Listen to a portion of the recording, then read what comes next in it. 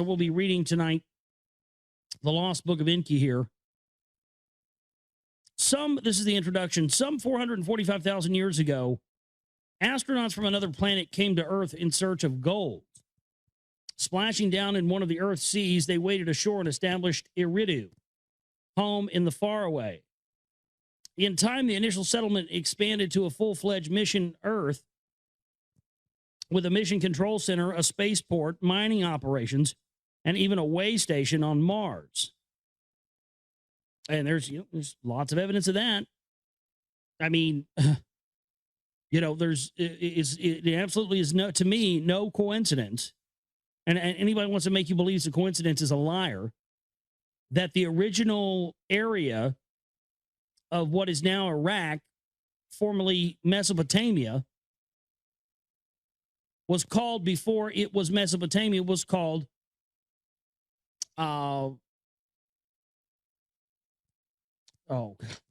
Cydonia. Sorry, I had a brain fart there for a minute. And the area also on Mars where the face was found is also on Cydonia. Coincidentally enough, both places are also located on the 33rd degree parallel. Yes, you heard me right.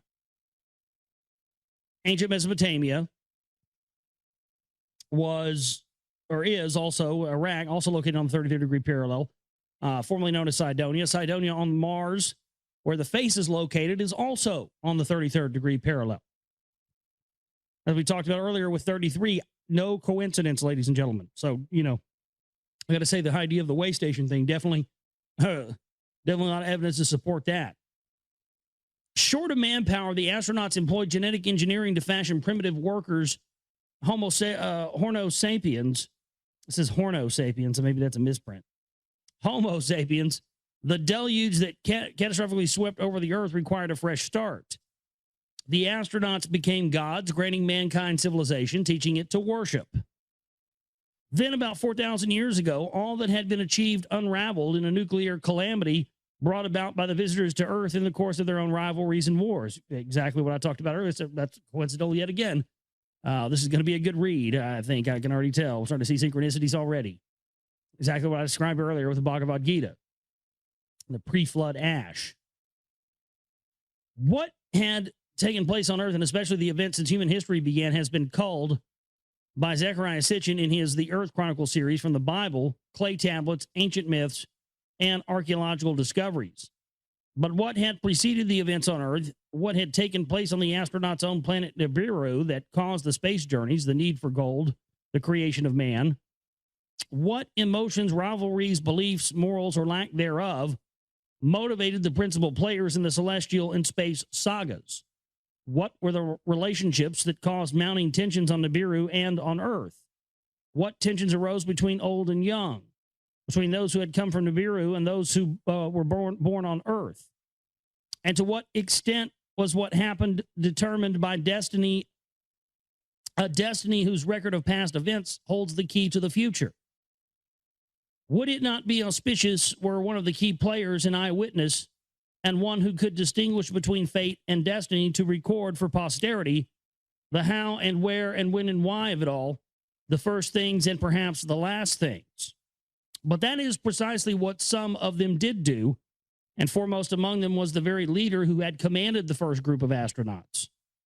Scholars and theologians alike now recognize that the biblical tales of creation, of Adam and Eve, the Garden of Eden, the Deluge, the Tower of Babel, were based on texts written down millennia earlier in Mesopotamia.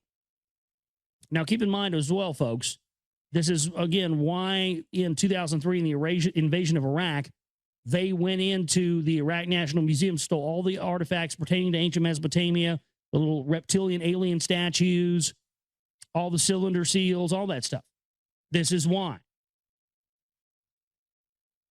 And so the Adam and Eve, the tales of creation, the Garden of Eden, the Deluge, the Tower of Babel, were based on texts written down millennia earlier in Mesopotamia, especially by the Sumerians. And they, in turn, clearly stated that they obtained their knowledge of past events, many from a time before civilizations began, even before mankind came to be, from the writings of the Anunnaki. From those from heaven to earth came the gods of antiquity. As a result of a century and a half of archaeological discoveries in the ruins of the ancient civilizations, especially in the Near East, a great number of such early texts have been found. The finds have also revealed the extent of missing texts, so-called lost books, which are either mentioned in discovered texts or are inferred from such texts, or that are known to have existed because they were cataloged in royal or temple libraries. Sometimes the secrets of the gods were partly revealed in epic tales, such as the Epic of Gilgamesh. That disclosed the debate among the gods that led to the decision to let mankind perish in the deluge, or in a text titled Atra Hasis, which recalled the mutiny of the Anunnaki who had toiled in the gold mines that led to the creation of primitive worker earthlings. From time to time, the leaders of the astronauts themselves authored compositions, sometimes dictating the text to a chosen scribe, as the text called the Era Epos, in which one of the two gods who had caused the nuclear calamity sought to shift the blame to his adversary. Sometime the god acted as his own scribe, as is the case regarding the Book of the Secrets of Thoth, the Egyptian god of knowledge, which the god had secreted in a subterranean chamber. When the Lord God Yahweh, according to the Bible, granted the commandments to his chosen people, he first inscribed in his own hand 2 stone tablets that he gave to Moses on Mount Sinai.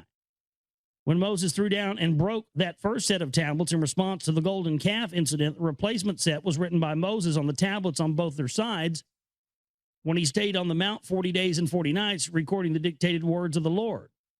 Were it not for a tale recorded on papyrus from the time of the Egyptian king Khufu concerning the Book of the Secrets of Thoth, the existence of that book would have not become known. Were it not for the biblical narratives in Exodus and Deuteronomy, we would have never known about the divine tablets and their contents. All would have become part of the enigmatic body of lost books whose very existence would have never come to light. No less painful is the fact that in some instances we do know that certain texts had existed, but are in the dark regarding their contents. Such is the case regarding the Book of the Wars of Yahweh and the Book of Dasher, or also known as the Book of Righteousness, which are specifically mentioned in the Bible. In at least 2 instances, the existence of olden books, earlier texts known to the biblical narrator, can be inferred. Chapter 5 of Genesis, with the statement, "This is the book of the Toldoth of Adam." The term Toldoth being usually translated as generations, but more accurately meaning historic or genealogical record. Yeah, the book of, the Adamic, the record of Adam, or the genealogy of Isis. That's what it really means. That's what the book of Genesis means. So that's interesting that chapter 5 of Genesis begins with the statement, "This is the book of Toldoth of Adam," of the Toldoth of Adam, meaning the genealogical record of Adam.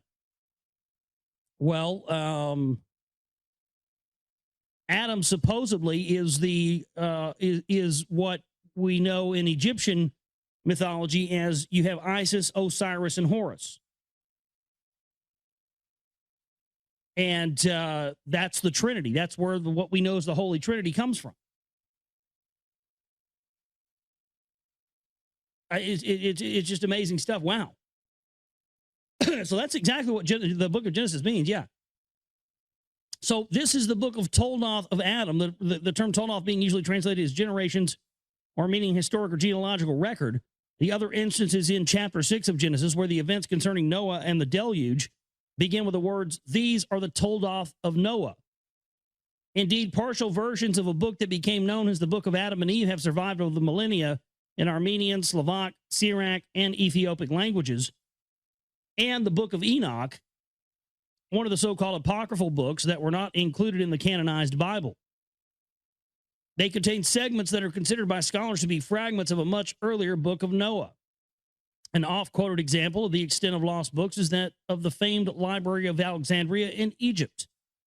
Established by the general Ptolemy after Alexander's death in 323 BC, it was said to have contained more than 500,000 volumes of books inscribed on a variety of materials, clay, stone, papyrus, parchment, etc. That great library, where scholars gathered to study the accumulated knowledge, was burnt down and destroyed in the wars that extended from 48 BC to the Arab conquest in AD 642. What has remained of its treasures is a translation of the first 5 books of the Hebrew Bible into Greek and fragments retained in the writings of some of the library's resident scholars. It is only thus that we know that the second King Ptolemy commissioned, circa 270 BC, an Egyptian priest whom the Greeks called Mantho, to compile the history and prehistory of Egypt. At first, Mantho wrote, only the gods reigned there, then demigods, and finally, circa 3100 BC, pharaonic dynasties began. The divine reigns, he wrote, began 10,000 years before the flood and continued for thousands of years thereafter, the latter period having witnessed battles and wars among the gods. In the Asiatic domains of Alexander, where reign fell into the hands of the general, Seleucus and his successors, a similar effort to provide the Greek servants with a record of past events took place. A priest of the Babylonian god Marduk, Berosus, with access to libraries of clay tablets whose core was the temple library of Haran, now in southeastern Turkey, wrote down in 3 volumes a history of gods and men that began 432,000 years before the deluge, when the gods came to earth from the heavens, listing by name and reign durations the first 10 commanders. Berosus reported that the first leader, dressed as a fish, waded ashore from the sea. He was the one who gave mankind civilization, and his name, rendered in Greek, was Cams. Dovetailing in many details, both priests thus rendered accounts of gods of heaven who had come to earth of a time when gods alone reigned on earth, and of the catastrophic deluge. In the fragmentary bits and pieces retained in other contemporary writings from the 3 volumes, Berosus specifically reported the existence of writings from before the great flood stone tablets that were hidden for safekeeping in an ancient city called Sippar, one of the original cities established by the ancient gods.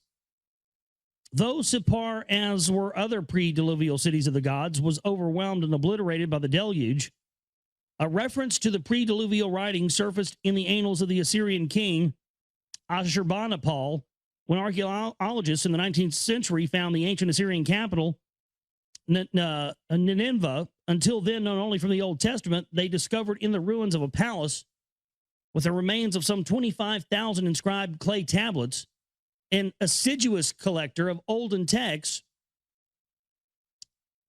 Ashurbanipal boasted in his annals, "The god of scribes has bestowed upon me the gift of the knowledge of his art. I have been initiated into the secrets of writing.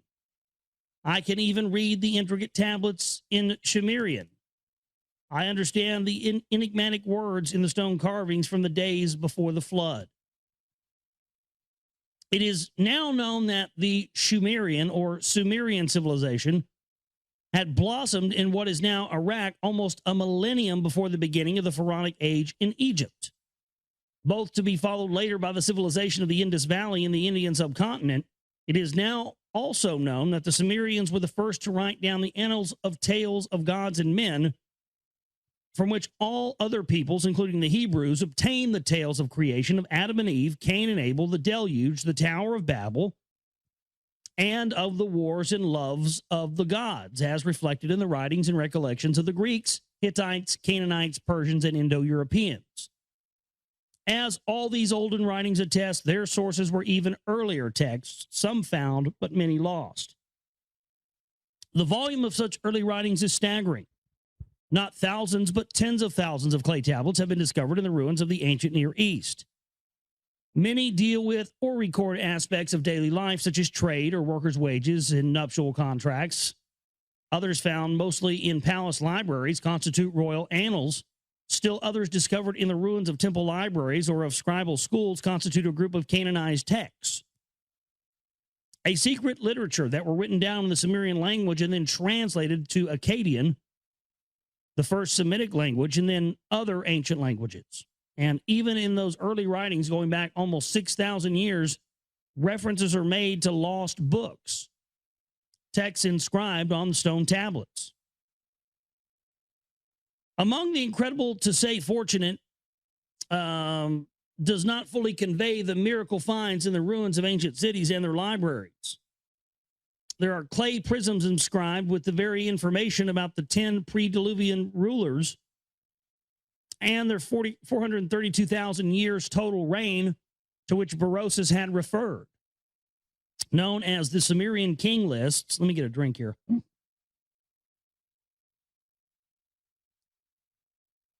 Known as the Sumerian king lists and on display in the Ashmolean Museum in Oxford, England, their several versions leave no doubt that their Sumerian compilers had access to some earlier common or canonized textual material.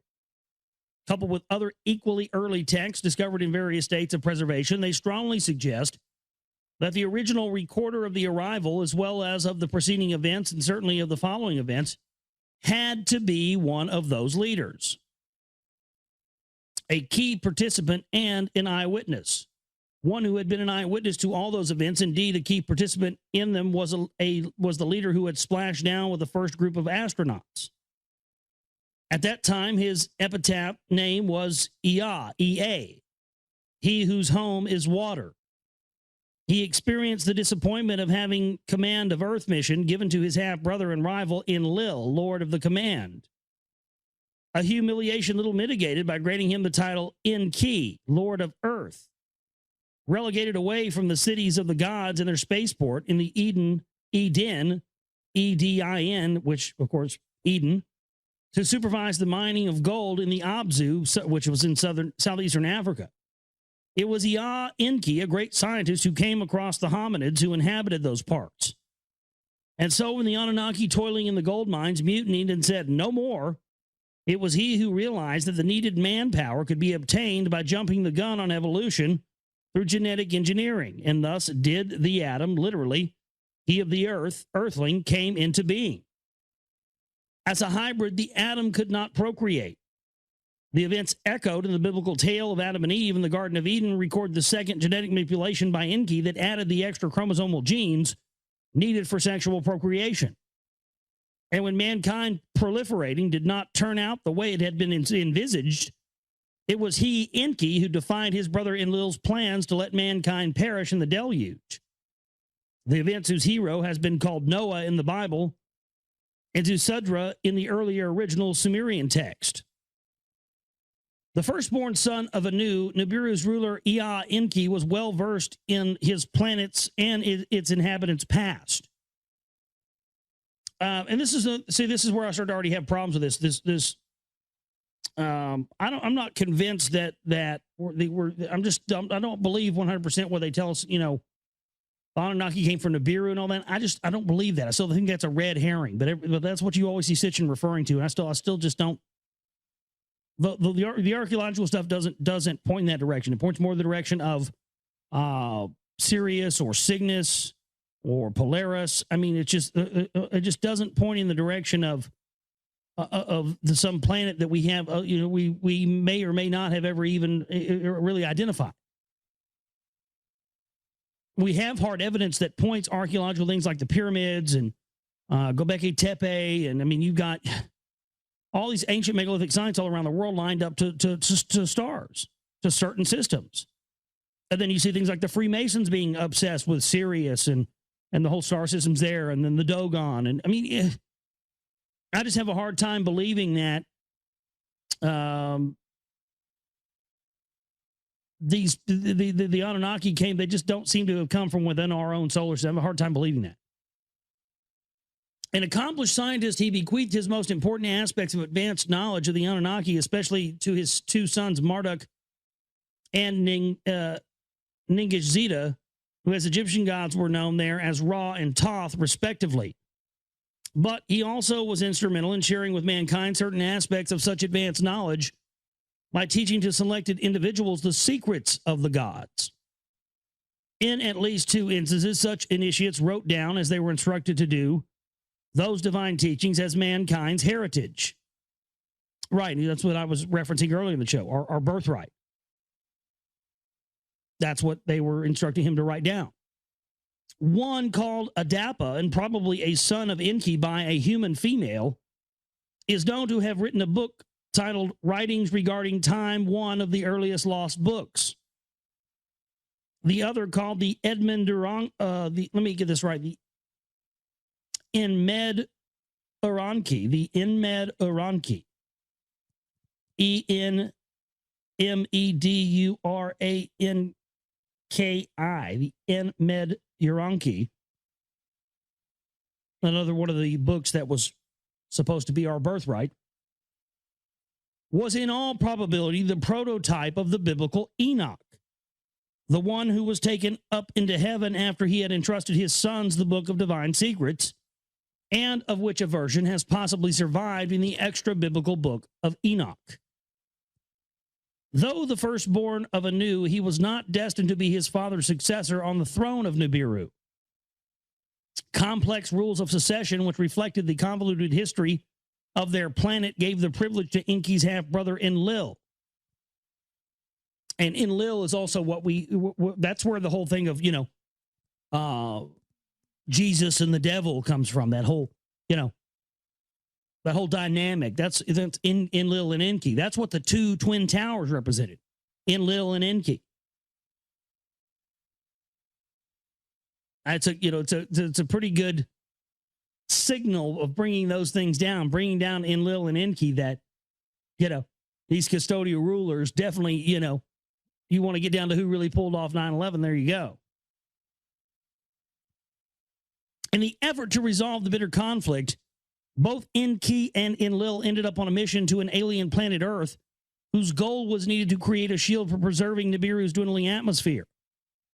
It was against that background, made even more complex by the presence on Earth of their half-sister Ninarshag, the chief medical officer of the Anunnaki, that Enki decided to defy Enlil's plans to have mankind perish in the deluge. The conflict carried on between the two half-brother sons, even among their grandchildren. The fact that all of them, and especially those born on Earth, faced the loss of longevity that Nibiru's extended orbital period provided, added personal agonies and sharpened ambitions. It all came to a climax in the last century of the third millennium BC, when Marduk, Enki's firstborn by his official spouse, claimed that he and not Enlil's firstborn son, Ninurta, should inherit the earth. The bitter conflict that included a series of wars led in the end to the use of nuclear weapons. And that's what I was mentioning earlier when the listener had asked me about, the sun symbols. That's why I said I think it has something to do with nuclear weapons and extraterrestrials, because, Polaris, the long-range nuclear missiles launched by submarines, and also the, just the whole thing with how they use nuclear weapons on Earth, and that being the North Star and all those sun symbols. Again, when you see those depictions of the sun in Egyptian things or anything else, it's not. That doesn't always mean our sun or our star. It could mean someone else's a star somewhere else. That's what people never think. They never teach you that in school. People need to know that information. It's very key. It changes everything once you know that. The bitter conflict that included a series of wars led to the end of the use of nuclear weapons. The ensuing, though unintended, result was the demise of the Sumerian civilization. And that's true, because that's one of the things that they will admit to, actually, in a high school textbook. The Sumerians disappeared. Gone, poof, in the wind, in the dust. Some people think they got raptured out by aliens, but I think probably the more, I think what I believe is that they were vaporized by the use of these extraterrestrial nuclear weapons. And again, the reason I believe that is because, as we talked about earlier, the pre-flood ash. The initiation of chosen individuals into the secrets of the gods had marked the beginning of priesthood, the lineages of mediators between the gods and the people, the transmitters of the divine words to the mortal earthlings. Oracles' interpretations of divine utterances were commingled with the observation of the heavens for omens. And as mankind was increasingly drawn to take sides in the godly conflicts, prophecy began to play a role. Indeed, the term to denote such spokesmen of the gods who proclaimed what was to come, Nabi, was the epitaph for Marduk's firstborn son, Nabu, who had tried on behalf of his exiled father to convince mankind that the heavenly signs bespoke the coming supremacy of Marduk. These developments sharpen the realization that one must distinguish between fate and destiny. The proclamations of Enlil, sometimes even of Anu, that used to be unquestioned were now subjected to the scrutiny of the difference between Nam and destiny, like the planetary orbits, whose course had been determined and was unchangeable, and Namtar, literally, a destiny that could be bent, broken, changed, which was fate. Reviewing and recalling the sequence of events and the apparent parallelism between what had happened on Nibiru and what took place on Earth, Enki and Enlil began to ponder philosophically what indeed was destined and could not have been avoided, and what was just fated as a consequence of right or wrong decisions and free choice. The latter could not be predicted. The former could be foreseen, especially if all, as the planetary orbits, was cyclical. If what was shall be again, if the first things shall also be the last things. The climactic event of the nuclear desolation sharpened soul-searching among the leaders of the Anunnaki and raised the need to explain to the devastated human masses why it came to pass this way. Was it destined, or was it just the result of an Anunnaki-made fate? Was anyone responsible? Is there someone accountable? In the councils of the Anunnaki on the eve of the calamity, it was Enki who stood alone in opposition to the use of the forbidden weapon. It was thus important for Enki to explain to the suffering remnants that the turning point in the saga of extraterrestrials, who had meant well but ended as destroyers, had come to pass, and who but Ea Enki, who was the first to come and be an eyewitness to it all, was the most qualified to tell the people so that the future could be divined. And what was the best way to tell that it was all a first-person report by Enki himself? This is kind of in broken English. I apologize. I know how to read, but and the best way to tell it was all as a first-person report by Enki himself. It's just, I don't think Zecharia Sitchins spoke good English. I'm reading it exactly as it is on the page, and some of this stuff I'm having to like improvise because it's just bad English. I hate that. It's like every time I find a book I want to read, it's written by a fucking first grader. It sucks. That he had recorded his autobiography is certain, for a long text stretching over at least 12 tablets was discovered in a library. Nippur quotes Urki as saying, "When I approached the earth, there was much flooding. When I neared its green meadows, heaps and mounds were piled up at my command. In a pure place, I built my house. An appropriate name I gave it." The long text continues to describe how Ea, or Enki, then assigned tasks to his lieutenants, putting their mission to Earth in motion. Numerous other texts that relate varied aspects of Enki's role in the ensuing developments serve to complete Enki's tale. They include a cosmogony, an epic of creation at whose core lay Enki's own text, which scholars call the Eridu Genesis. They include detailed descriptions of the fashioning of the atom. They describe how other Anunnaki, male and female, came to Enki in his city Eridu to obtain from him a kind of data disk that encoded all aspects of civilization, and they include text of Enki's private life and personal problems, such as the tale of his attempts to attain a son by his half-sister Ninarshak, his promiscuous affair with both goddesses and the daughters of man, and the unforeseen consequences thereof. The Atra Hasis text throws light on Anu's efforts to prevent a flare-up of the Enki-Enlil rivalries by dividing Earth's domains between them. And texts recording the events preceding the deluge render almost verbatim the debates in the Council of the Gods about the fate of mankind and Enki's subterfuge known as the Tale of Noah and the Ark Tale known from the Bible, until one of its original Mesopotamian versions was found in the tablets in the Epic of Gilgamesh. Sumerian and Akkadian clay tablets, Babylonian and Assyrian temple libraries, Egyptian, Hittite, and Canaanite myths, and the biblical narratives are the main body of written down memories of the affairs of gods and men. For the first time ever, this dispersed and fragmented material has been assembled and used by Zecharia Sitchin to recreate the eyewitness accounts of Enki, the autobiographical memoirs and insightful prophecies of an extraterrestrial God. Presented as a text dictated by Enki to a chosen scribe, a book of witnessing to the unsealed, to be unsealed at an appropriate time. It brings to mind Yahweh's instructions to the prophet Isaiah. Now come, write it on a sealed tablet as a book and engrave it.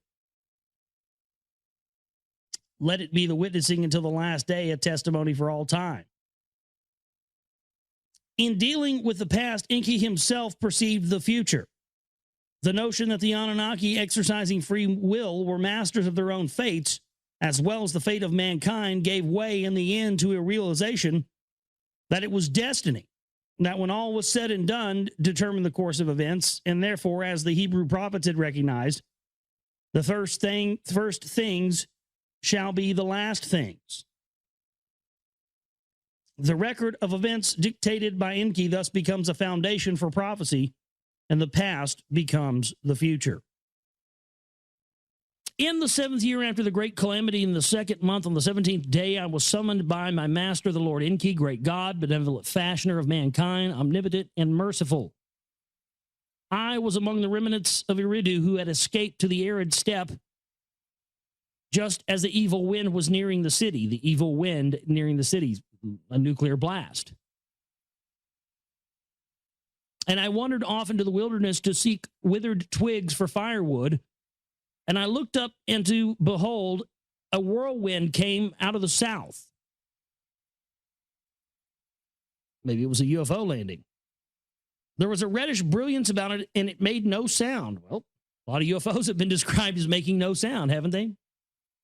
And as it reached the ground, 4 straight feet spread out from its belly, and brilliance appeared. I mean, come on. 4? You got to give me a fucking break. You know? 4 little feet come right out of it. Lands, just classic flying saucer here. You know? This is what I'm saying. Now you read that, and it just makes total sense to you why the first thing they did during the invasion of Iraq in 2003 was to invade the Baghdad Museum and take all of these cylinder seals and clay tablets that have all this information in it. You know, when people started figuring out that, you know, it openly talks about UFOs landing on the ground, that started to become a problem for the power structure, considering Saddam Hussein was about to create this gigantic new library and put all of this stuff out there for people to see. And what they were going to see, he was going to also reveal was that the inhabitants of Iraq that originated there from ancient Mesopotamia were truly God's chosen people. And that was actually the land talked about in biblical times, and that, you know, the Jews and what we know as Semites, not non-Arabs, were the imposters. So, you know, that combined with, you know, a library where you could go see for yourself and translate for yourself stuff like this, where it's clearly talking about UFOs landing on the ground. I mean, my goodness, now you know what this whole thing has been about. Now you know why they're obsessed with antiquities. 4 straight feet spread out from its belly, and the brilliance appeared. Brilliance means a bright light. So 4 legs came out of a whirlwind with no sound, and a bright light came out of the center of it. And I threw myself to the ground and prostrated myself, for I knew that it was a divine vision. Of course, you know, UFOs land. These people don't have any idea what this technology is. Their only reference point is that it's God's. And when I lifted my eyes, there were 2 divine emissaries standing near me. And they had the faces of men, and their garments were sparkling like burnished brass. And they called me by name and spoke to me, saying, "You are summoned by the great God, the Lord Enki. Fear not, you are blessed. And we are here to take you aloft and carry you unto his retreat in the land of Megan, on the island amidst the river of Megan, where the sluices are." Sluices. S-L-U-I-S-E-S. Don't know what that is, but S-L-U-I-C-E-S. Sluices. And they spoke. The whirlwind lifted itself as a fiery chariot and was gone. And they took me by my hands, each one grasping me by one hand, and they lifted me and carried me swiftly between the earth and the heavens. Yeah, our first documented abduction here. and carried me between the earth and heavens as the eagle soars, and I could see the land and the waters. I mean, my goodness, classic UFO abduction. The plains and the mountains, and they let me down on the island at the gateway of the great God's abode. And the moment that they let go of my hands, a brilliance as I had never seen before engulfed and overwhelmed me. And I collapsed on the ground as though voided of the spirit of life. My life senses returned to me as if awakened from the deepest sleep by the sound of the calling of my name. I was in some kind of an enclosure. It was dark, but there was also an aura. Then my name was called again by the deepest of voices. And although I could hear it, I could not tell whence the voice came, nor can I see whoever it was that spoke. And I said, "Here I am." Then the voice said to me, "In Dubsar, offspring of Adapa, I have chosen you to be my scribe, that you write down my words on the tablets." And all at once there appeared a glowing in one part of the enclosure. And I saw a place arranged like a scribal workplace, a scribe's table and a scribe's stool. And there were finely shaped stones upon the table, but I saw no clay tablets nor containers of wet clay. And there lay upon the table only one stylus, and it glistened in the glowing as no reed stylus ever did. It was a computer. He scribed it on a computer, yeah. And the voice spoke up again, saying, "In Dubsar, son of Eridu city, my faithful servant, I am your Lord Enki. I have summoned you to write down my words, for I am much distraught by what has befallen mankind by the great calamity. It is my wish to record the true course of the events, to let gods and men alike know that my hands are clean. Not since the great deluge had such a calamity befallen the earth and the gods and the earthlings. But the great deluge was destined to happen. Not so the great calamity. This one, 7 years ago, need not have happened. It could have been prevented, and I, Enki, did all I could to prevent it. Alas, I failed. And was it fate or was it destiny? In the future shall it be judged, for at the end of days a day of judgment there shall be. On that day the earth shall quake, and the river shall change course. And there shall be darkness at noon, and a fire in the heavens in the night. The day of the returning celestial God will it be. And who shall survive, and who would perish? Who shall be rewarded, and who will be punished? Gods and men alike on that day shall it be discovered. For what shall come to pass by what had passed shall be determined, and what was destined shall in a cycle be repeated. And what was fated and only by the heart's will occurring for good, or I shall for judgment come. The voice fell silent. Then the great Lord spoke up again, saying, "It is for this reason that I will tell the true account of the beginnings and of the prior times and of the olden times. For in the past the future lies hidden. For 40 days and 40 nights shall I speak, and you will write. 40 shall be the count of the days and the nights of your task here. For 40 is my sacred number among the gods. For 40 days and 40 nights you shall neither eat nor drink. Only this once of bread and water you shall partake, and it shall sustain you for the duration of your task." And the voice paused, and all at once there appeared a glowing in another part of the enclosure. And I saw a table, and upon it a plate and a cup. And I rose up there too, and there was bread on the plate and water in the cup.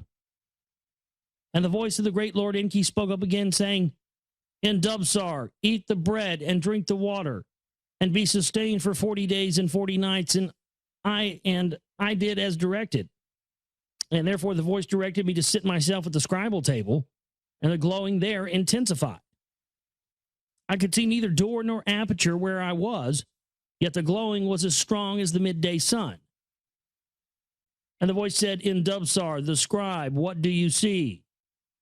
And I looked, and I saw the glowing rayed upon the table, and the stones, and the stylus. And I said, "I see stone tablets, and their hue is blue as pure as the sky.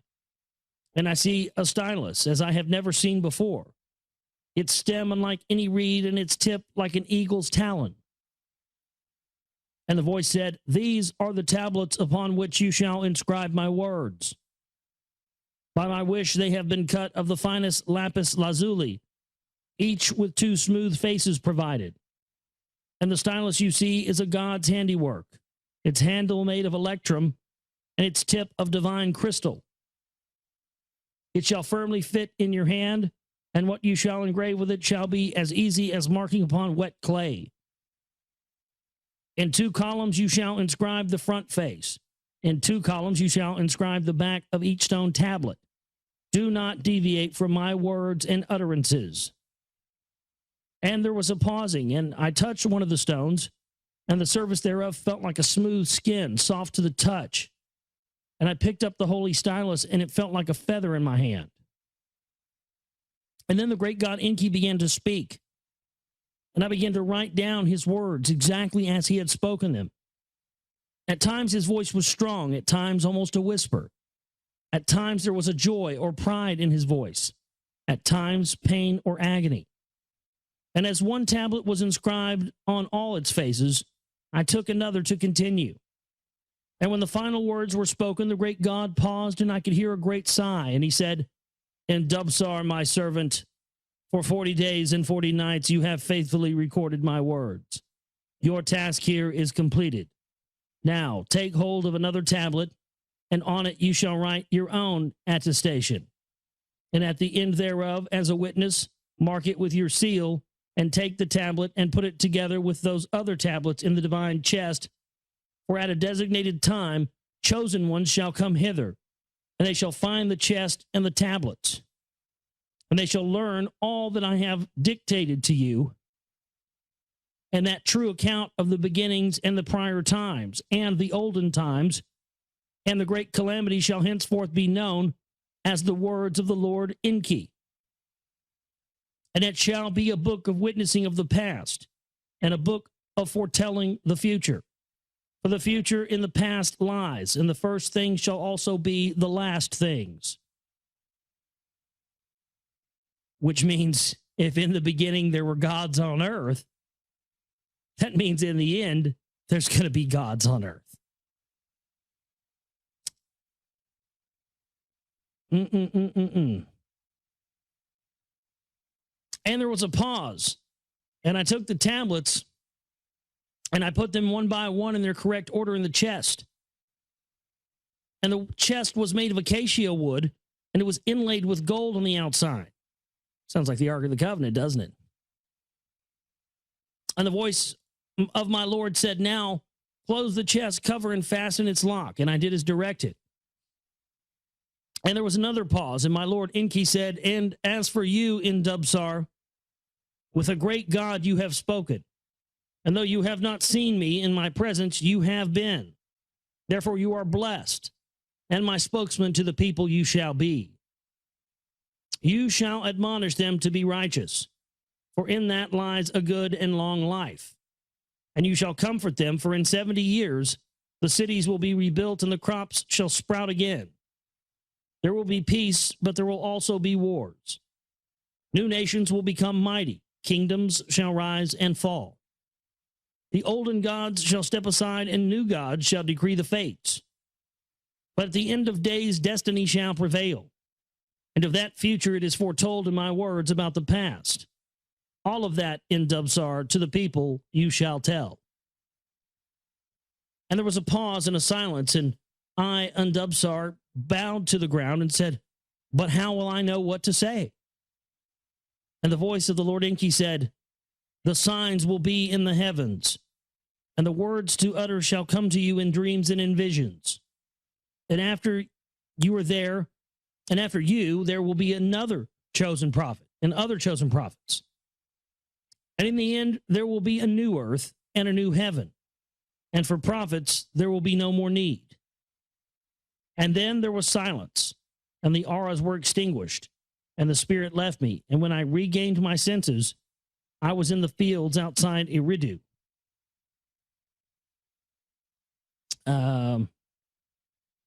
So there you go. There's the end of that. Now we're moving on here. The words of Lord Enki, synopsis of the first tablet, lamentation over the desolation of Sumer. We're going to continue in our reading from the the Lost Book of Enki. Interesting stuff here. And especially interesting to sort of, that's why I wanted to follow up the Gods of Eden that we read with William Bramley with this one.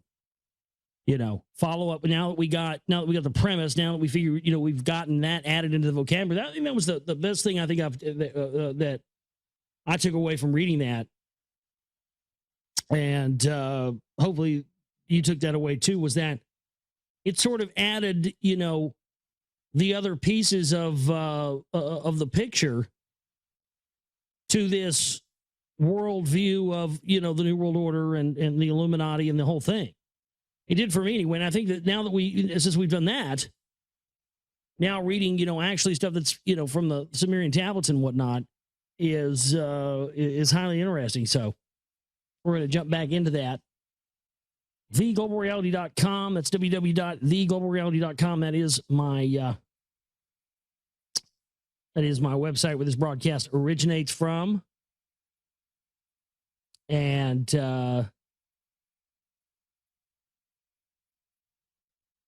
it says, I got an email here, another email from Lori. Lori says, hey, Josh, I'm glad you're reading this book. I really enjoy your commentary while reading these books. A lot of things pop in your head that aren't popping in mine. While you're reading Gods of Eden, I started reading Lost Book of Enki. You started reading that as I was reading Gods of Eden? That's odd. It's a hard read and kind of reads like the Bible. This father, son, brothers, cousins, blah, blah, blah. Anyways, I'd looked up some of the changes of some of these guys in the book. Like Murdoch is also Ra. Don't know if they're right or not. Yeah, well, that's true. Murdoch, Ra, you know, a lot of the ones that started out as Sumerian ones later became the verbatim the same ones that were in Egyptian mythology and stuff. So yeah, absolutely the same gods. They just had different names. But anyway, there you go. So thanks so much to Lori for that. Again, chipping banner donate button is there at the website, and we need to be getting in more support than we have over this past week. We need an influx of cash right now because we're just trying to get getting back on the track and get back on getting be able to get the film out very soon. I'm shooting for middle of July for Secret Run Volume 2. And just trying to, you know, after losing a couple of weeks with all the stuff that was going on, I'm trying to get back on doing that. So any support we can get, chip and banner, donate button, anything we can get in right now would be great. And we don't get a lot of stuff over the weekends when we don't have shows. And, you know, we could really use it right now. So that's what I mean, with paying the stream bill and stuff right now, we're not going to have anything we're going to be at zero after that. So we could use some help right now. I want to put that out there and let everybody know that it is serious. I'm not just saying, you know, donate like it's every day or something. We do need to get some stuff in. You know, if you're hearing this on a rebroadcast or something, then please donate if you can. All right. Synopsis of the first tablet, lamentation over the desolation of Sumer. How the gods fled their cities as the nuclear cloud spread. The debates in the council of the gods, the fateful decision to unleash the weapons of terror. The origin of the gods and the awesome weapons on Nibiru. Nibiru's north-south wars, unification and dynastic rules. Nibiru's place in the solar system. A dwindling atmosphere causes climate changes. Efforts to obtain gold to shield the atmosphere fail. Alalu, a usurper, uses nuclear weapons to stir volcanic gases. Anu, a dynastic heir, disposes Alalu. Alalu steals a spacecraft and escapes from Nibiru. The first tablet. So now we're reading from the first tablet. Here we go. The words of the Lord Enki, firstborn son of Anu, who reigns on Nibiru. With heavy spirit I utter laments. Laments that are bitter fill my heart. How smitten is the land, its people delivered to the evil wind, its stables abandoned, its sheepfolds empty. Yeah, it was, you know, Sumer was reduced to dust. That's why the Sumerians just disappeared. They got wiped out by a nuclear war. How smitten are the cities? Their people piled up as dead corpses afflicted by the evil wind. How smitten are the fields, their vegetation withered, touched by the evil wind.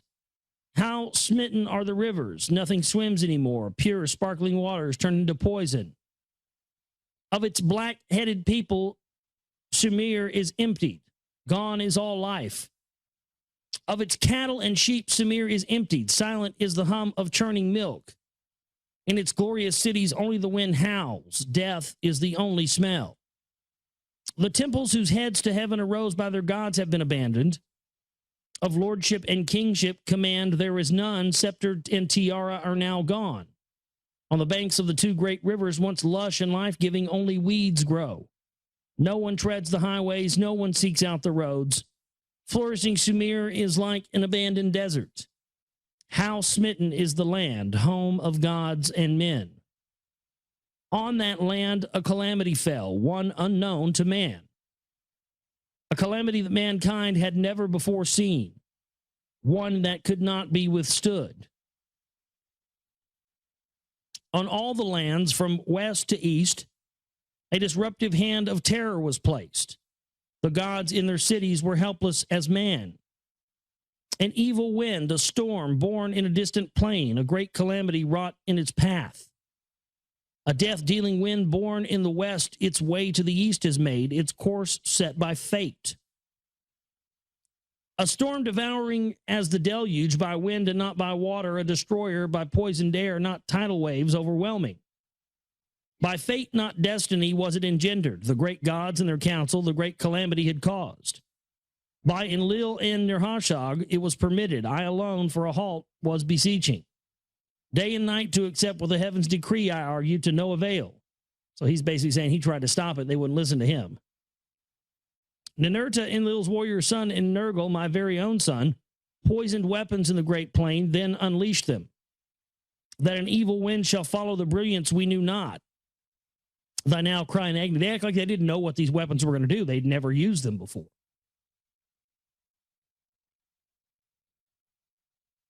Much you almost see them as almost in the same place that we are now with our technology. It's almost as if that's where they were at, you know, a little bit more advanced than us. They could travel places, but you know, before anybody ever dropped a nuclear weapon, nobody knew what it was going to do, even though they had that technology, you know, and knew about it, but just didn't, you know, they didn't know. Seems like this was kind of the same way. In their holy cities, the gods stood disbelieving as the evil wind toward Sumer made its way. One after another, the gods fled their cities, their temples abandoned to the wind. In my city, Eridu, as the poison cloud approached, I could do nothing to stop it. Escape to the open steppe, to the people I gave instructions. With Ninki, my spouse, the city I abandoned. In his city, Nippur, place of the bond heaven earth, Enlil could do nothing to stop it. The evil wind against Nippur was onrushing in his celestial boat, UFO. Pretty clear, celestial boat. Give me a break. Enlil and his spouse hurriedly took off. Yeah, sure. Yeah, the tough gods, you know, these almighty, all-powerful, all-loving gods, you know, puke. Drop nuclear weapons on us, then get in their fucking spaceships and haul ass out of here. Sounds familiar, doesn't it? You know, as above, so below, right? Sounds like what they want to do to us. You know, the past is prologue. Like what it said at the beginning of this, some of that effect. What's happened in the past determines the future. You know, so the gods, the extraterrestrials, they dropped nuclear weapons on us and they hauled ass in their spaceships and got the fuck out of here and then, you know, left us all down here to die. That very well could be what's going to happen again. A lot of evidence pointing that direction in there.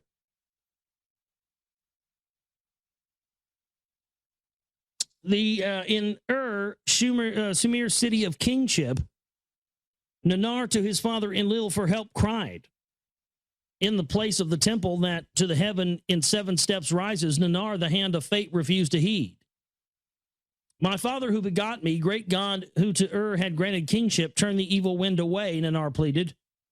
Great God who decrees the fates, let and its people be spared. Your praises to continue. Nanar appealed. Enlil answered his son, Nanar, noble son, your wondrous city kingship was granted. Eternal reign, it was not granted.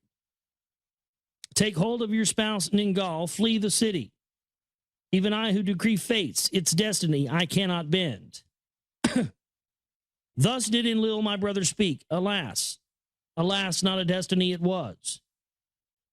A calamity none greater since the deluge, gods and earthlings has befallen. Alas, not a destiny it was. The great deluge was destined to happen. The great calamity of the death-dealing storm was not. So they're saying that, again, really reinforcing that idea that the great deluge, the great flood, was destined to happen, but the death-dealing storm was not. Well, what makes that interesting is that historically people are often confused, because there was more than one great flood on this planet. There's more than one great deluge. And the reason that we know that is true scientifically is, again, because of that layer of pre-flood ash. So according to this, we have the great deluge. We have this great calamity of nuclear weapons unleashed, which, again, all across the earth, deep underground, there's a layer of pre-deluge, pre-flood ash. So according to this, we had a great deluge. We have the nuclear decimation of Earth, reducing it to ash. Then we had another flood after that at some point. And that's proven, because it's proven that there was a flood after this event that caused the Earth to be reduced to ashes.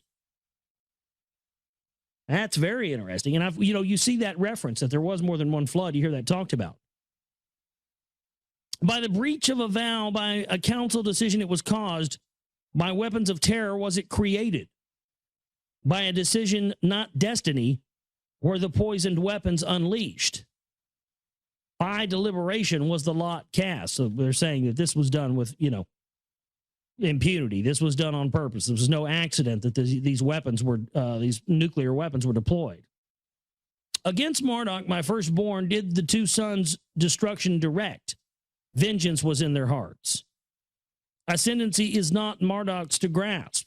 Enlil's firstborn shouted, with weapons I shall oppose him, Ninurta said.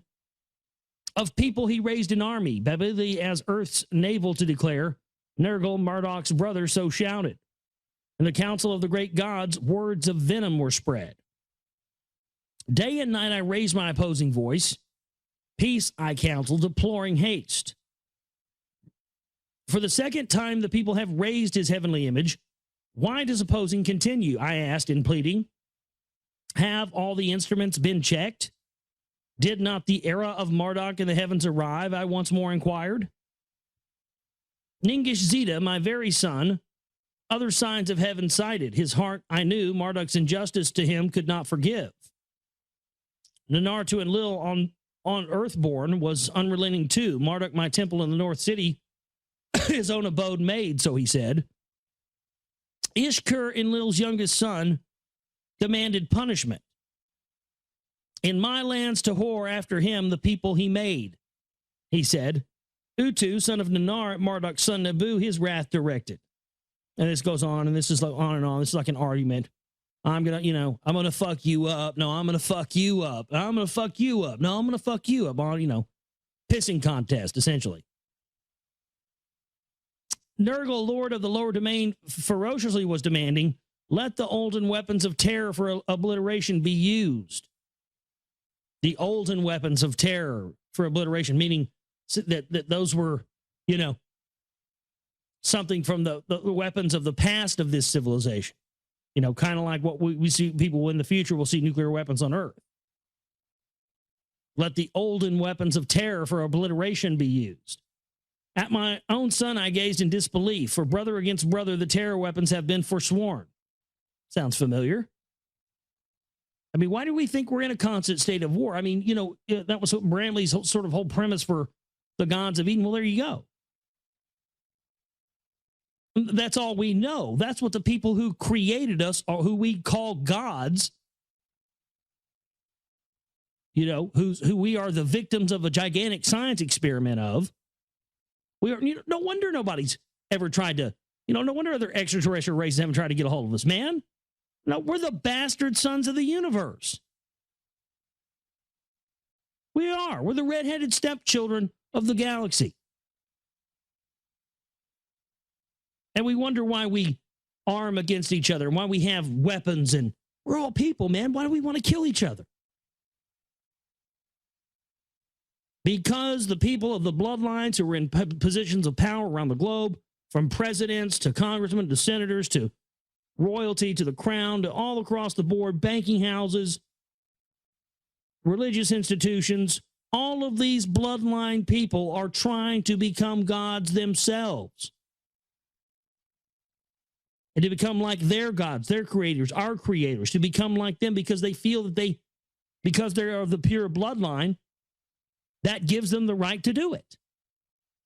It gives them the right to do everything that their creators did. And if that means endless war and everybody killing each other, then so be it, because that's what they did. For brother against brother, the terror weapons have been forsworn. Instead of consent, there was silence. In the silence, Enlil opened his mouth. Punishment there must be. Like birds without wings, the evildoers shall be. Marduk and Nabu of our heritage are depriving us of our heritage. Let them deprive the place of the celestial chariots. I'm sort of reading this slow and kind of, it's just, all the words are kind of reversed into what we would say it. So I'm trying to reverse them a little bit and say them, so they're easier to understand for you. Let this place be scorched to oblivion, Ninurta shouted.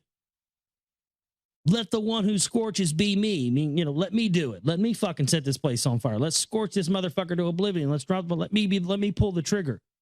That's what Ninurta is saying.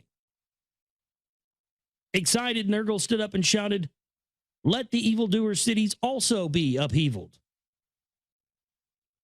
The sinning cities let me obliterate. Let the annihilator my name be thereafter.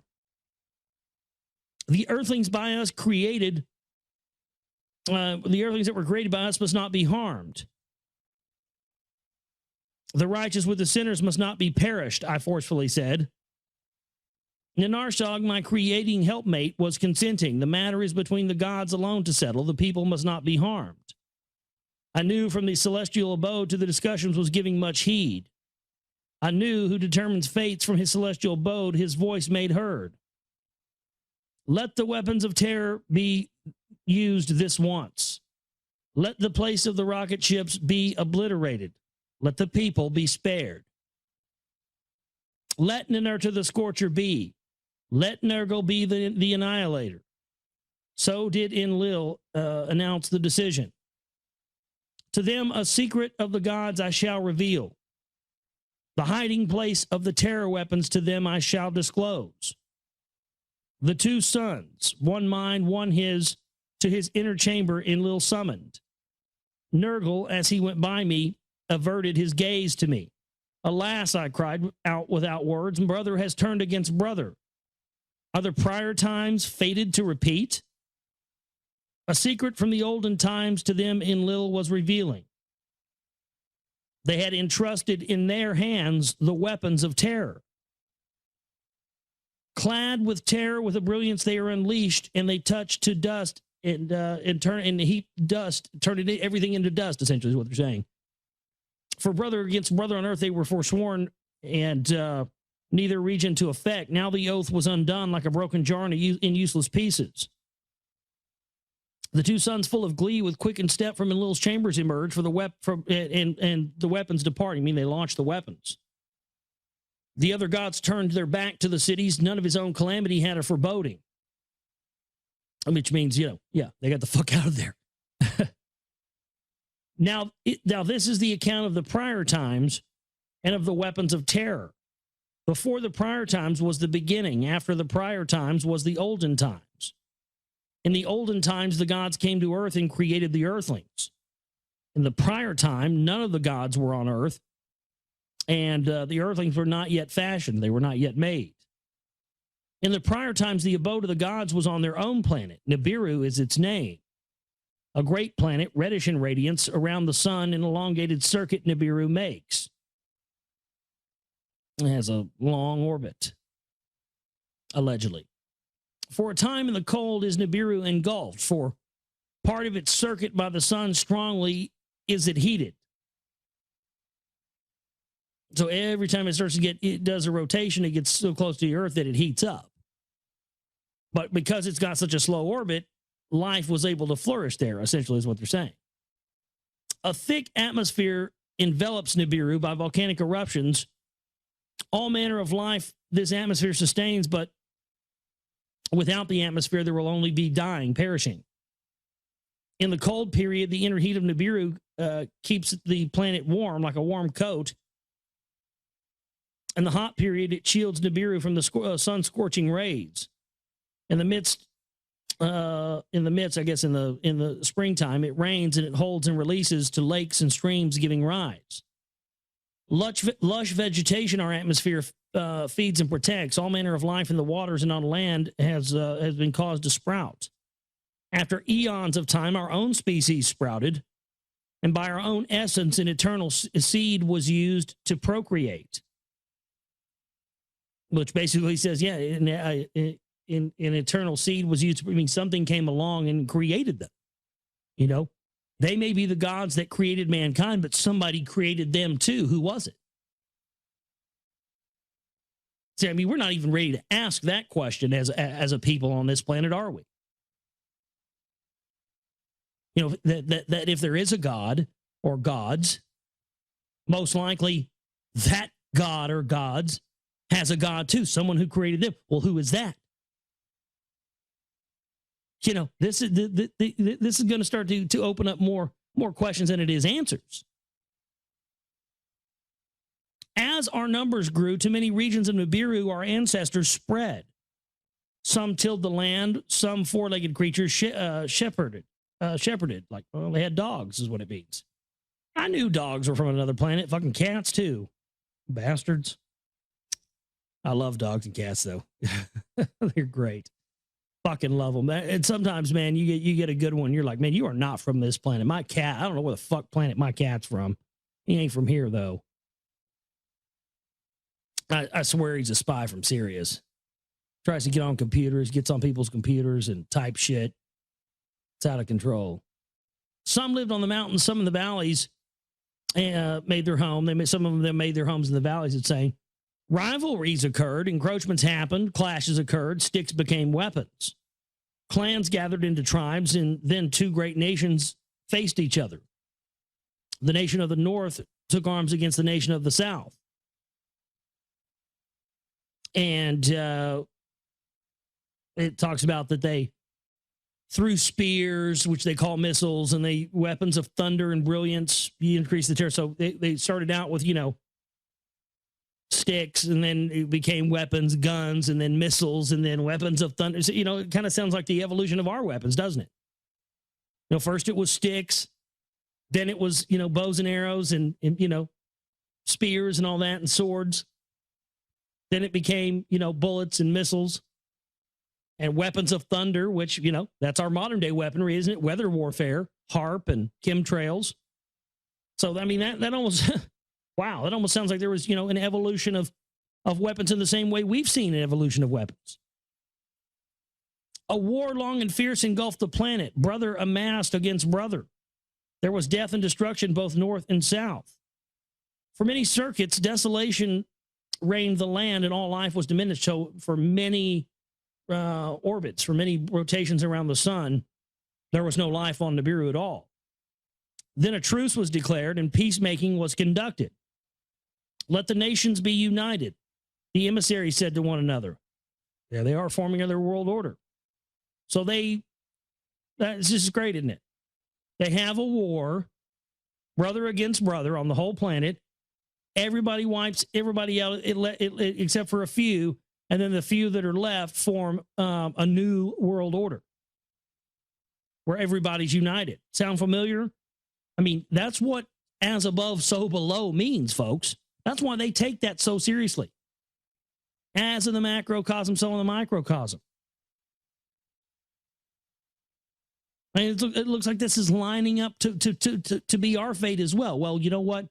Just as it said here, is it fate or is it destiny? It was destiny for that for that flood to happen, but it was the fate of them to be wiped out by nuclear weapons. Well, this doesn't have to be our fate. Our fate can be determined by our actions or our inactions. But if we continue to not, do anything,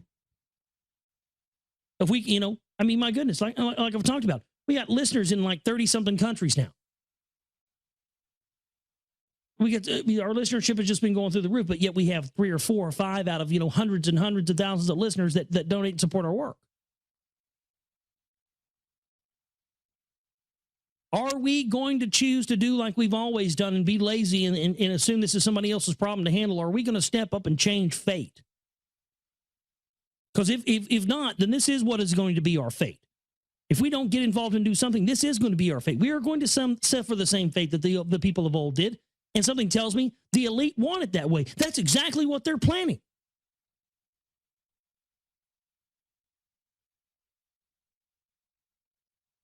I want to play with the big boys. I want to play at the big boy level. We need cash to do that.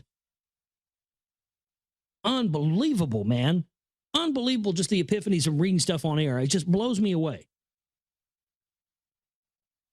Let there be one throne on Nibiru, one king to reign over all. There it is, the new game's in town. Divide and conquer. Kill everybody, blow everybody, create all-out warfare, and then come in and pick up the pieces and create a new order. That's what their agenda is. Let a leader from north or from south by lot be chosen. One king supreme to be. If he be from north, let south choose a female to be his spouse, an equal queen to reign alongside him. If he's from the south, if they choose one from the south, let someone from the north, a female from the north, be his spouse. Husband and wife, let them be as one flesh to become. Let their firstborn son be the successor. Let a unified dynasty thus be formed, unity on Nibiru forever to establish. They set up a fucking monarchy is what they did. They set up the new game. Who's going to run the new game? They wipe everybody out, and then they set up a new game under that. And then the people 100, 200, 300 years from now have no idea why life is the way it is, and nobody really questions it, and people just going around about their business, forgetting that 200, 300, 1,000 years ago, 2,000 years ago, everybody died, and somebody came in and set up the new game that they controlled, and people just think it's day to day, and they never know what happened. You see what happened to us? The same thing.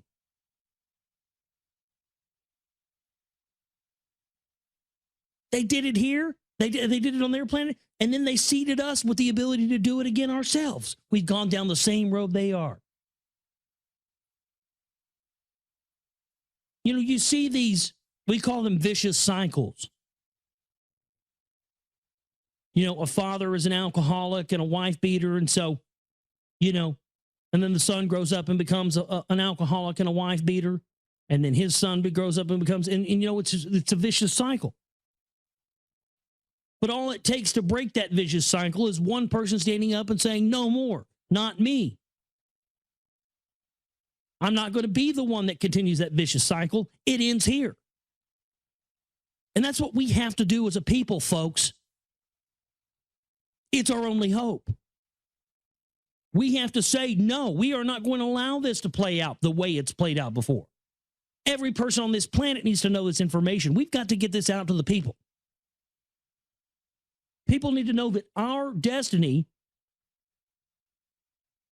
is going to be death and destruction and the setting up of a new power structure, resetting the game, resetting the table, starting it all over again. And that's exactly what they want to do, because that's what their predecessors did. Their gods, the ones that tinkered on earth and created us in this whole thing. But someone can stand up to this eventually and say no more. And by God, there's never been a better time than now. It's got to be us. We have to be the ones that say, no, no, no. This vicious cycle ends here. Otherwise, it's going to continue on, and that's exactly what the elite want. And I bet they never counted on the fact we'd ever even identify it. But now that we have, it can't be held back anymore. The royal throne into one flesh combined. an unbroken line of kingship established, just like they did on earth. The first king after peace was made, a warrior of the north he was, a mighty commander. He was true and fair to the people. He was chosen because his degrees were accepted by all of the people. He built a splendid city to live in, and it was called Agade, which meant unity. So see how even the title of the city was uniting, bringing everything together, bringing together the new order. For his reign, a royal title he was granted, and it was the Celestial One. His name was On. And his name On means the Celestial One.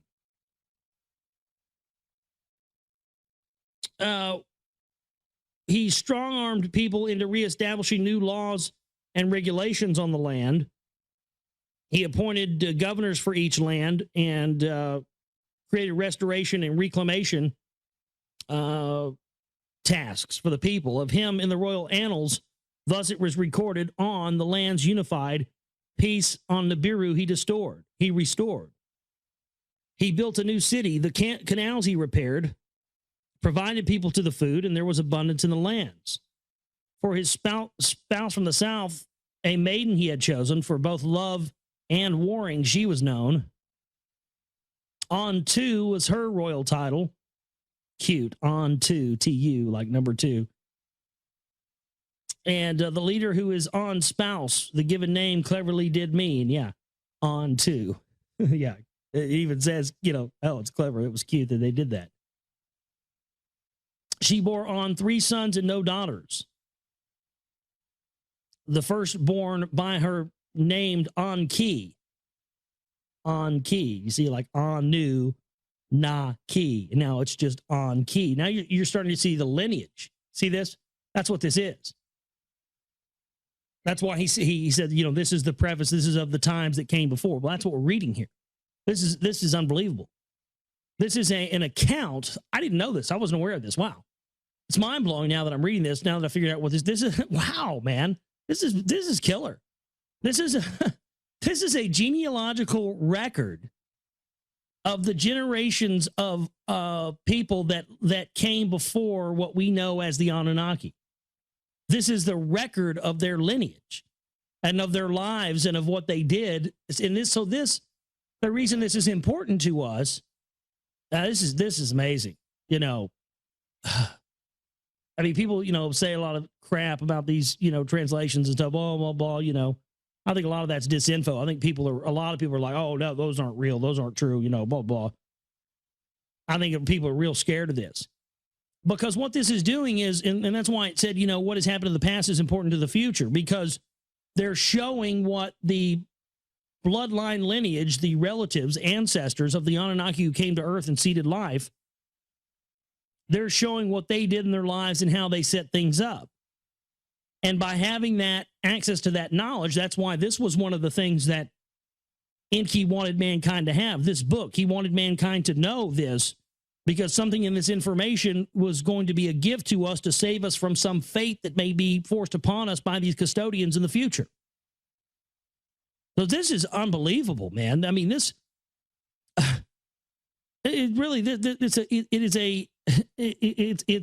an account of the bloodlines, of the lineage, and it talks about what they did in their times. And this is something we can learn from, especially when we see how, this man against man, brother against brother fighting. And then the new order comes in. This information and stuff we are supposed to know, to learn something from it, to keep ourselves from going down the same route that people before us did. That's why this has been hidden from us. That's why they've, gone into Iraq, gone into all of the museums and taken all these things. They don't want us to get our hands on this, because if we get our hands on this stuff and understand that what happened in the past also may happen in the future, if we don't learn what happened in the past and learn from that, it's again, just a paradigm shift. It all makes sense to me now. That's what all this shit's about, man. It was just kind of strange just reading this, and as I was reading this, I realized this is a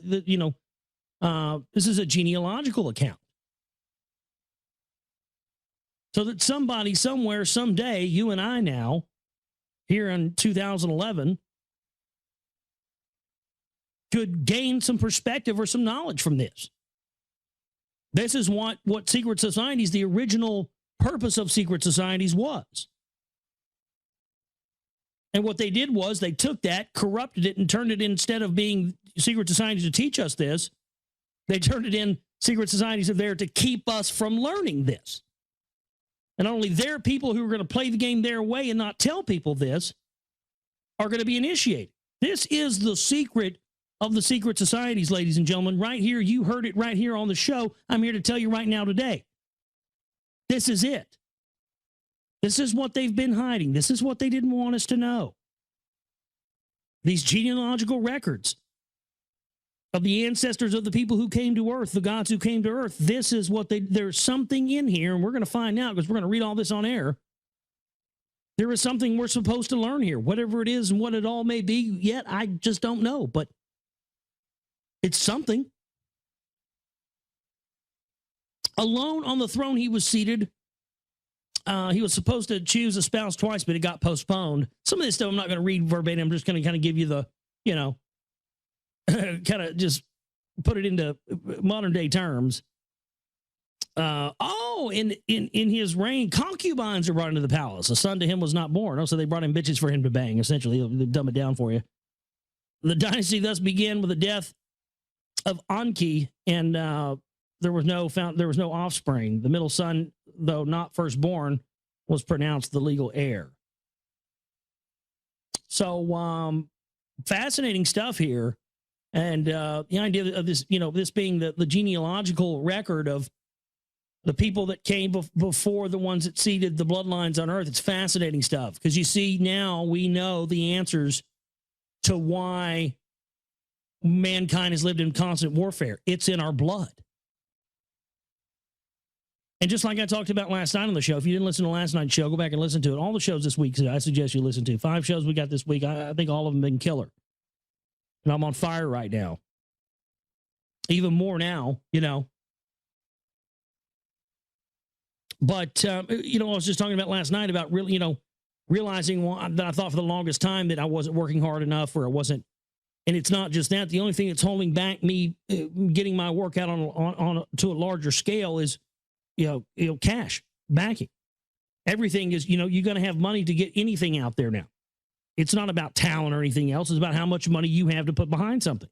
But once I realized that, and I realized that, I don't have to kill myself to do it. Trying to kill myself to do this is not the solution. It was not a hindrance. It was not a weapon against me anymore. And that's what we have to see this as. Once we're aware of this, yes, we do have it in our blood to be in constant warfare and the rest, but we can change it. Once we're aware of it and we realize that's not the way to go, and that's a mistake, and that people who exist on other planets even prior to Earth went through this, and that people thousands of years ago were trying to get a message to us saying, hey, don't go the way we did. You got it in your blood too, because you're of us and you're like us. And since you're so much like us, you're going to go the same route we did, and a lot of people are going to die, and it's not going to be good. Here's the warning. And the elite who set up the priest class, who set up the banking houses, the religions, the power structure, the crown, the authority, the tyranny, everything, said we can't allow them to know this because we won't be able to rule if they know it. We are pushing the envelope now. I mean, can you feel it? We are in the age of awakening, folks. This is it. All is going to be revealed. It is being revealed right now on this show as you're listening. We are the generation that this stuff has to stop with. We have the information. We have the power. Our task now is to wake the people up from their slumber, and it's time to stop playing nice. I hope you'll send this broadcast to somebody. I hope you'll get it out there when it appears on YouTube, when it appears on my archives. Get it out there. Let people hear it, man. Let's do this. God, this is unbelievable. Every day is a new mind-blowing, paradigm-blowing day for me. I mean, every day.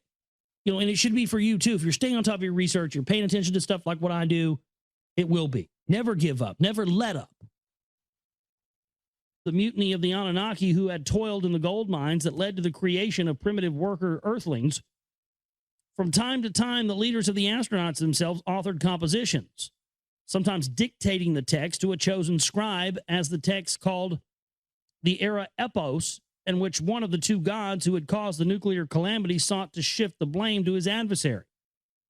Sometime the god acted as his own scribe, as is the case regarding the Book of the Secrets of Thoth, the Egyptian god of knowledge, which the god had secreted in a subterranean chamber.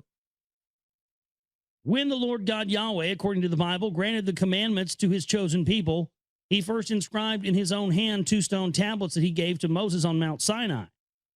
When Moses threw down and broke that first set of tablets in response to the golden calf incident, the replacement set was written by Moses on the tablets on both their sides when he stayed on the mount 40 days and 40 nights, recording the dictated words of the Lord. Were it not for a tale recorded on papyrus from the time of the Egyptian king Khufu concerning the Book of the Secrets of Thoth, the existence of that book would have not become known. Were it not for the biblical narratives in Exodus and Deuteronomy, we would have never known about the divine tablets and their contents. All would have become part of the enigmatic body of lost books whose very existence would have never come to light. No less painful is the fact that in some instances we do know that certain texts had existed, but are in the dark regarding their contents. Such is the case regarding the Book of the Wars of Yahweh and the Book of Dasher, or also known as the Book of Righteousness, which are specifically mentioned in the Bible. In at least 2 instances, the existence of olden books, earlier texts, that is precisely what some of them did do, and foremost among them was the very leader who had commanded the first group of astronauts. Scholars and theologians alike now recognize that the biblical tales of creation, of Adam and Eve, the Garden of Eden, the Deluge, the Tower of Babel, were based on texts written down millennia earlier in Mesopotamia. Now, keep in mind as well, folks, this is, again, why in 2003, in the invasion of Iraq, they went into the Iraq National Museum, stole all the artifacts pertaining to ancient Mesopotamia, the little reptilian alien statues, all the cylinder seals, all that stuff. This is why. And so the Adam and Eve, the tales of creation, the Garden of Eden, the Deluge, the Tower of Babel, were based on texts written down millennia earlier in Mesopotamia, especially by the Sumerians. And they, in turn, clearly stated that they obtained their knowledge of past events, many from a time before civilizations began, even before mankind came to be, from the writings of the Anunnaki. From those from heaven to earth came the gods of antiquity. As a result of a century and a half of archaeological discoveries in the ruins of the ancient civilizations, especially in the Near East, a great number of such early texts have been found. The finds have also revealed the extent of missing texts, so-called lost books, which are either mentioned in discovered texts or are inferred from such texts, or that are known to have existed because they were cataloged in royal or temple libraries. Sometimes the secrets of the gods were partly revealed in epic tales, such as the Epic of Gilgamesh. That disclosed the debate among the gods that led to the decision to let mankind perish in the deluge, or in a text titled Atra Hasis, which recalled known to the biblical narrator, can be inferred chapter 5 of Genesis with the statement, "This is the book of the Toldoth of Adam." The term Toldoth being usually translated as generations, but more accurately meaning historic or genealogical record. Yeah, the book of, the Adamic, the record of Adam, or the genealogy of Isis. That's what it really means. That's what the book of Genesis means. So that's interesting that chapter 5 of Genesis begins with the statement, "This is the book of Toldoth of Adam," of the Toldoth of Adam, meaning the genealogical record of Adam. Well, Adam supposedly is is what we know in Egyptian mythology as you have Isis, Osiris, and Horus. And that's the Trinity. That's where what we know as the Holy Trinity comes from. It's just amazing stuff. Wow. So that's exactly what the book of Genesis means. Yeah. So this is the book of told off of Adam. The term told off being usually translated as generations or meaning historic or genealogical record. The other instances in chapter 6 of Genesis where the events concerning Noah and the deluge begin with the words, "These are the told off of Noah." Indeed, partial versions of a book that became known as the Book of Adam and Eve have survived over the millennia in Armenian, Slovak, Syriac, and Ethiopic languages. And the Book of Enoch, one of the so-called apocryphal books that were not included engineering to fashion primitive workers, Homo sapiens. It says Horno sapiens, so maybe that's a misprint. Homo sapiens, the deluge that catastrophically swept over the earth required a fresh start. The astronauts became gods, granting mankind civilization, teaching it to worship. Then about 4,000 years ago, all that had been achieved unraveled in a nuclear calamity brought about by the visitors to Earth in the course of their own rivalries and wars. Exactly what I talked about earlier. So that's coincidental yet again. This is going to be a good read, I think. I can already tell. We're starting to see synchronicities already. Exactly what I described earlier with the Bhagavad Gita. The pre-flood ash. What had taken place on Earth, and especially the events since human history began, has been culled by Zecharia Sitchins in his The Earth Chronicle series from the Bible, clay tablets, ancient myths, and archaeological discoveries. But what had preceded the events on Earth, what had taken place on the astronauts' own planet Nibiru that caused the space journeys, the need for gold, the creation of man, what emotions, rivalries, beliefs, morals, or lack thereof motivated the principal players in the celestial and space sagas? What were the relationships that caused mounting tensions on Nibiru and on Earth? What tensions arose between old and young, between those who had come from Nibiru and those who were born on Earth? And to what extent was what happened determined by destiny, a destiny whose record of past events holds the key to the future? Would it not be auspicious were one of the key players an eyewitness and one who could distinguish between fate and destiny to record for posterity the how and where and when and why of it all, the first things and perhaps the last things? But that we'll be reading tonight, the Lost Book of Enki here. This is the introduction. Some 445,000 years ago, astronauts from another planet came to Earth in search of gold. Splashing down in one of the Earth's seas, they waded ashore and established Eridu, home in the faraway. In time, the initial settlement expanded to a full-fledged mission Earth with a mission control center, a spaceport, mining operations, and even a way station on Mars. And there's lots of evidence of that. I mean, it absolutely is to me, no coincidence. And anybody wants to make you believe it's a coincidence is a liar, that the original area of what is now Iraq, formerly Mesopotamia, was called, before it was Mesopotamia, was called